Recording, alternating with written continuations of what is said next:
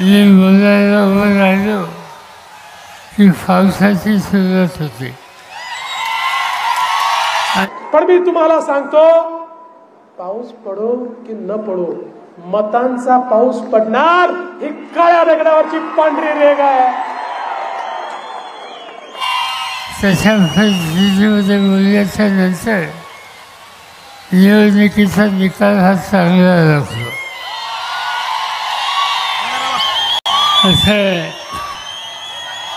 की महाराष्ट्राच्या विधानसभेच्या निवडणुकीच्यासाठी आपण या ठिकाणी एकत्र आलो.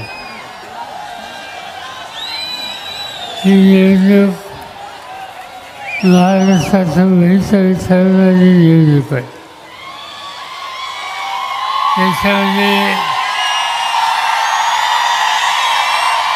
याच्यामध्ये माझा आणि जाहीर सभेचा आणि पावसाचा काही संबंध आहे. महाराष्ट्रामध्ये अनेक वेळेला मी बोलायला उभं राहिलो की पावसाची सुरुवात होते आणि तशा परिस्थितीमध्ये बोलल्याच्या नंतर निवडणुकीचा निकाल हा चांगला लागतो. मला आनंद आहे की आज इचलकरंजी मतदारसंघातून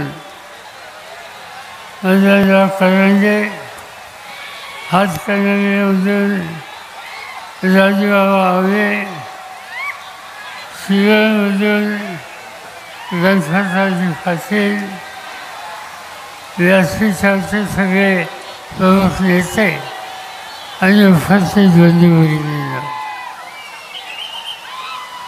मध्यंतरी देशाच्या लोकसभेची निवडणूक झाली.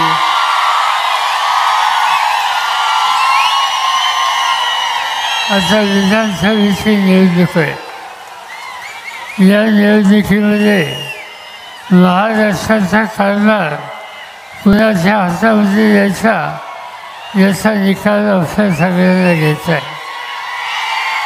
आणि ज्यांच्या हातामध्ये आपण महाराष्ट्राची सत्ता आहे त्याचा 5 वर्षाचा अनुभव बघितला तर आज इथं सत्तेमध्ये बदल केल्याशिवाय पर्याय आपल्या सगळ्यांच्या समोर आहे.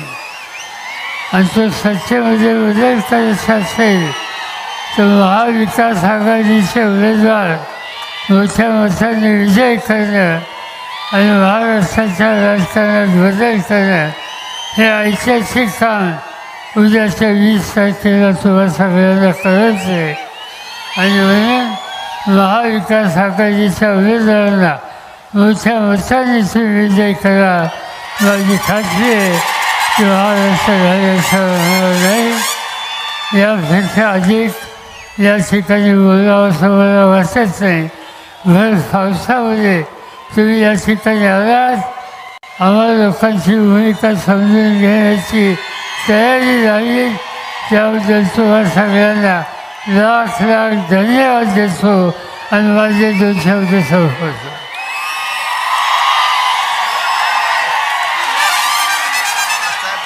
माझा जाहीर सभेचा आणि पावसाचा काही संबंध नाही, परंतु पावसाच्या सभेत मी भाषण केल्यानंतर निकाल चांगला लागेल असा विश्वास शरद पवार यांनी इचलकरंजीत व्यक्त केला आहे. महाराष्ट्रात निवडणूक प्रचार अंतिम टप्प्यात आला असून गाठीभेटी, रोड शो, प्रचार समारंभांना चांगला जोर आला आहे. प्रचारासाठी शेवटचे 4 दिवस शिल्लक राहिल्याने तसेच त्यातील 3 दिवस सुट्टीचे असल्याने प्रचाराचा धोळा उडणार आहे. शरद पवारांची आज इचलकरंजी येथे जाहीर सभा झाली. मात्र सभा सुरू होताच जोरदार पावसाची सुरुवात झाली. महाराष्ट्राचं भवितव्य ठरणारी ही निवडणूक आहे. माझ्या जाहीर सभेचा आणि पावसाचा काही संबंध नाही, परंतु पावसाच्या सभेत मी भाषण केल्यानंतर निकाल चांगला लागेल असा विश्वास शरद पवार यांनी व्यक्त केला आहे. 2019 मध्ये सातारा लोकसभा पोटनिवडणुकीसाठी शरद पवारांची पावसातील सभा संस्मरणीय झाली होती. या सभेने साताऱ्यात उदयनराजे यांचा पराभव झाला होता. 2019 मध्ये शरद पवारांनी पावसात भिजत भाषण दिले होते. याचे फोटो अजूनही अनेकांच्या लक्षात आहेत. साताऱ्यातील त्या सभेचं सर्वत्र कौतुक झाले.